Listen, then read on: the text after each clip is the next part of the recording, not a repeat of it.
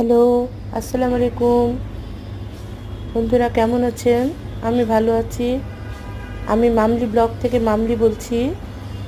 আমি আমার অনেক দিন আগের একটা ছাদের ভিডিও দিলাম আপনাদের জন্য। আমার ছাদ বাগানের ভিডিও। আমার ছাদ বাগানে অনেক সুন্দর সুন্দর ফুল ফুটেছে, বিশেষ করে বেলি ফুল, তারপরে কামিনী ফুল।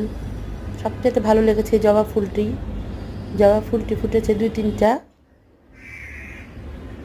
দেখতে খুব সুন্দর লাগে, এত সুন্দর আবহাওয়াটা আজকে।